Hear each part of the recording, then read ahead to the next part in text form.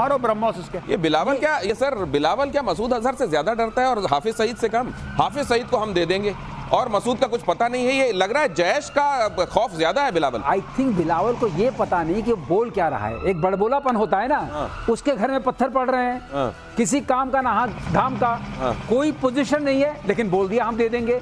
किस हक से बोल दिया वो तो छोड़िए, जो बोल रहे हैं, जो हमारे सरकार को संदेश हम लोग देना चाहते हैं, गौरव जो बोल रहे हैं, preemption as per international law is not unlawful. Preemption ही, हाँ, एक तरीके से prevention is better than cure. यहाँ प्रीएम्पशन को वही समझ लीजिए, ये वर्ड है यूज किया हुआ, लीगल वर्ड है प्रीएम्पशन, जो जिसका इस्तेमाल इजराइल करता रहा है। अब हिंदुस्तान भी उसी मौके पर आ गया है, प्रीएम्प्ट करिए, प्रीएम्प्ट कीजिए। और वो खतरा जो ये अगर अपने मुंह से बता रहे हैं तो इस समय तो मौका भी है, दस्तूर भी है। इन्होंने कह दिया, यही बहुत बड़ा सबूत है कि इन्होंने 10,000 तैयार किए थे, एक बार फिर से वहां अटैक करना हमारे लिए जरूरी हो गया था और प्रतिशोध जारी है, तो यही सही वक्त है। लेकिन अगली खबर देखिए, पुलवामा को लेकर बहुत सारे लोग कह रहे थे कहां से आया विस्फोटक, कहां से आया। जरा देखिए खबर, पुलवामा अटैक को लेकर विस्फोटक खुलासा। विस्फोटक ई कॉमर्स वेबसाइट से खरीदा गया था, आतंकियों को ऑनलाइन इसका भुगतान किया गया था। एफएटीएफ की रिपोर्ट में हुआ खुलासा। दुनिया भर में आतंकी फंडिंग पर एफएटीएफ नजर रखता है। एफएटीएफ को अगर ये बात चली गई है, तो पता चल गई है, तो फिर भाई साहब कितनी देर है ग्रे लिस्ट, ब्लैक लिस्ट, जो आपने जो भी लिस्ट बनाई थी, अब आपकी जानकारी में ये आ गया है, तो कीजिए ना वो जो आपको करना चाहिए था। बहरहाल ये उनके लिए बड़ा जवाब है जो कह रहे थे विस्फोटक आया कहां से। विस्फोटक यहां से आया, अब ये बता दिया इन्होंने, ऑनलाइन ऑर्डर करा। आज की तारीख में जो टेक्नोलॉजी अवेलेबल है, आप सिविलियन टेक्नोलॉजी का मिलिट्री एप्लीकेशन हो जाता है। आपको ड्रोन खरीदने, आप ऑनलाइन खरीदिए, कोई भी एक्स वेबसाइटों में नाम नहीं ले रहा, आप किसी से भी खरीदिए। आप होम एक्सप्लोजिव बना के उसको एक फ्लाइंग मिसाइल बना सकते हैं। टोटल खर्चा आपका 70,000 75,000 रुपए। You can make it into a small flying missile, ये पॉसिबल है और लोग करते हैं ऐसा, यही करा है। अब इसमें इंटरनेशनल जो आपके जैसे पेपैल वगैरह हैं, उनका भी इस्तेमाल करा गया है इसमें। फंडिंग कैसे करो, पैसा कैसे दो, इंटरनेशनली पेपैल के थ्रू भेजा, तो पेपैल ने एक अकाउंट को ब्लॉक भी करा जब उनको यह पता लगा कि इंटरनेशनल इसमें टेररिस्ट फंडिंग इस तरीके से हो रही है। तो इस चीज का भी ध्यान रखना पड़ेगा और कानून और सख्त करने पड़ेंगे। मैं एक चीज कह रहा हूं गौरव, मुझे याद आ रहा है, जो एफएटीएफ है, इसका नाम है फाइनेंशियल एक्शन टास्क फोर्स। हाँ जी सर, इसको फेल्ड एक्शन टास्क फोर्स बोलना चाहिए। अगर पाकिस्तान को आपने ग्रे लिस्ट नहीं किया, पाकिस्तान को आपने ब्लैक लिस्ट नहीं किया, और इतने सारे आपके पास उनके अपने मिनिस्टर्स बोल रहे हैं कि 30 साल से तो हम कर ही रहे थे, तो कैसे माने आप नहीं कर रहे हैं? तो कब वो जरूरत पड़ेगी आप करेंगे? ये अकाउंट जो ब्लॉक हुआ है, ये भी उसी कंट्री का अकाउंट नहीं, एफएटीएफ इनको ना ग्रे में रखेगा ना ब्लैक में रखेगा। उधर यूनाइटेड नेशन सिक्योरिटी काउंसिल कहेगा आओ आतंकवाद पर नकेल तुम कसो पाकिस्तान। गजब है, इससे बड़ा कोई मजाक हो सकता है। अगली खबर देखिए, ईरान और इजराइल के बीच भी युद्ध के आसार एक बार फिर से बन रहे हैं। इजराइल ने कहा परमाणु कार्यक्रम आगे बढ़ाया तो छोड़ेंगे नहीं ईरान को। ईरानी जनरल रहीम सफवी ने चेतावनी देते हुए कहा अगर इजराइल फिर से हमला करता है तो ईरान पूरी ताकत से जवाब देगा।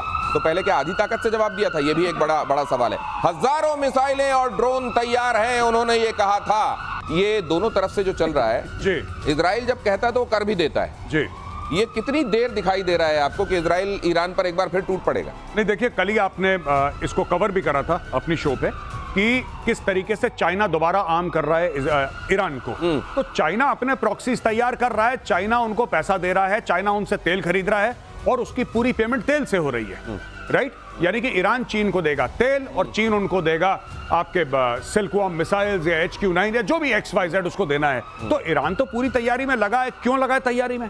ईरान इसलिए तैयारी में लगा है क्योंकि ईरान को पता है कि जो आपने बोला था कि जो इजराइल कहता है वो कर देता, उनको पता है कि दूसरा अटैक आ रहा है। इजराइल अगर डोनाल्ड ट्रंप नहीं माना तो फिर भी इजराइल क्या करेगा? हमला करके बाद में सॉरी बोल देगा। हाथ से स्लिप हो गया, एक दो चीजें निकल गई, इजराइल करेगा। इजराइल को पता है कि जिस दिन ईरान के पास न्यूक्लियर वेपन आ गए, बैलिस्टिक मिसाइल के साथ वॉरहेड फ्यूज हो गया, उस दिन इजराइल परमानेंटली खतरे की, जिसको कहता ना in the valley of the shadow of death, वो वाला मामला हो जाएगा और इजराइल इसको अफोर्ड नहीं कर सकता। इजराइल की मजबूरी है हमला करना। तो इसी क्रम में अगली खबर यह है कि ईरान ने युद्ध में हुई मौत का आंकड़ा जारी किया है। इजराइल से जंग में 1060 लोगों की मौत हुई। ईरान ने कहा कुछ घायलों की हालत अब भी गंभीर है। ईरान ने कहा बढ़ सकता है मौत का आंकड़ा।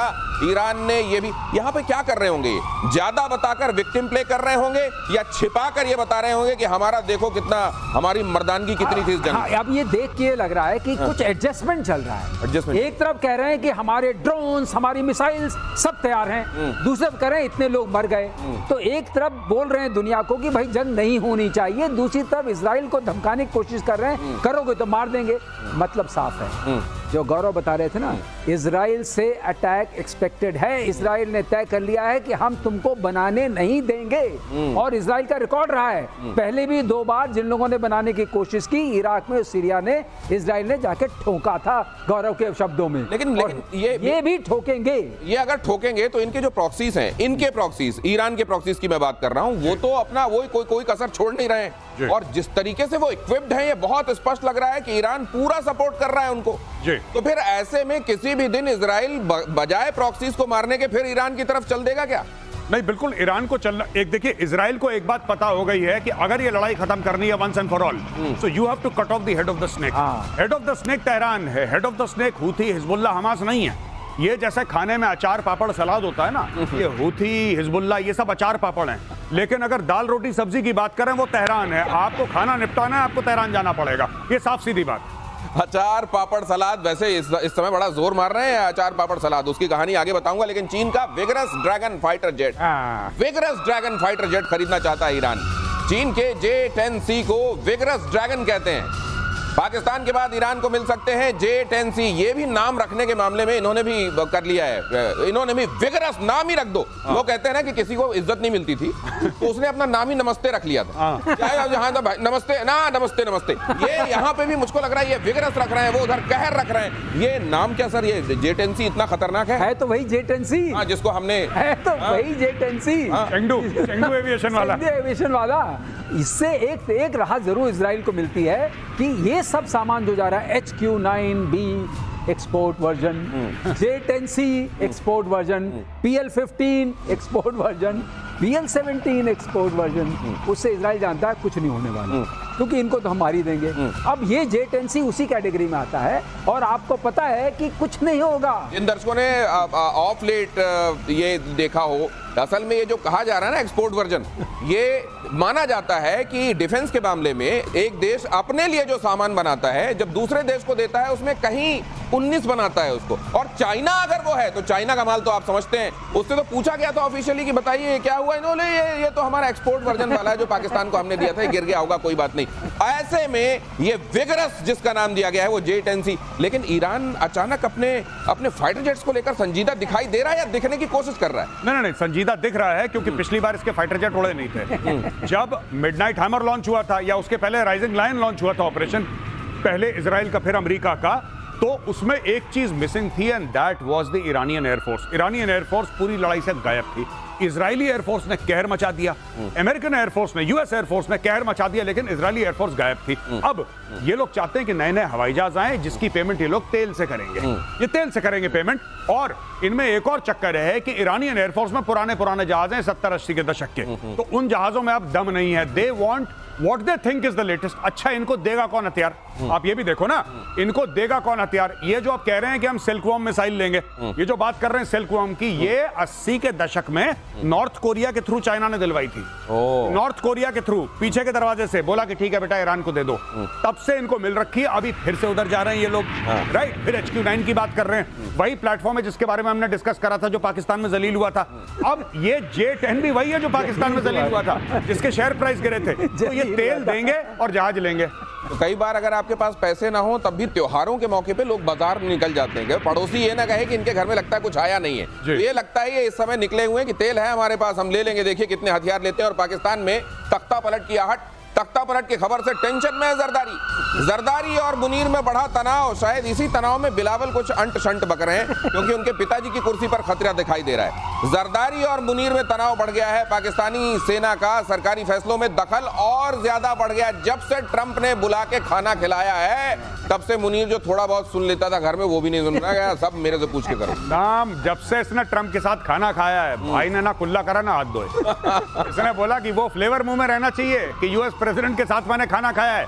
और जहां तक तख्ता पलट की बात है, तख्ता पलट नहीं है भाई जरदारी का, ये पटला पलट है। जो कपड़े धोने का पटला होता है ना लकड़ी का छोटा वाला, ये तख्ते पे तो मुनीर बैठा है। हमारे यहाँ जरदारी कौन मध्य तख्ते पे प्रदेश में बैठा उसको है? मोगरी कहते हैं। मोगरी मोगरी मोगरी तो वो होती है जिससे मारते हैं। अच्छा हाँ, अच्छा, वो जो तख्ता जिसमें पटक पटक नहीं, के नहीं, धोए। एक होता है जिसमें बैठते हैं। अच्छा जमीन पे। वो पटला। अच्छा पटा जिसको कहते हैं। अच्छा जी, उसमें लकड़ी उस पे बैठ के ये उस पे बैठा जरदारी। ठीक है, तो बेसिकली बात ये है कि जरदारी का तख्ता पलट या पटला पलट इसीलिए होने वाला है, सिंपल सी बात है, क्योंकि now see he is of no use. अब धीरे धीरे धीरे आप ये देख रहे हैं कि डिफैक्टो राष्ट्रपति कौन है? डिफैक्टो राष्ट्रपति तो आसिम मुनीर है। अब आसिम मुनीर धीरे धीरे कहेगा कि 2 लोगों को तनख्वाहें क्यों मिले, जब मैं ही काम कर सकता हूं राष्ट्रपति का, निकालो उस वाले को। और वैसे ही बजट कांस्टेंट चल रहा है, वैसे ही बजट कांस्टेंट चल रहा है। बजट का वैसे ही मुश्किल चल रहा है। अब ये समझ लीजिए, जो लोग तख्ता पलट कहते हैं ना, तो इज्जत देते हैं असल में उस आदमी को जो पट्टे पे बैठा हुआ है, उसका तो पटला पलट होने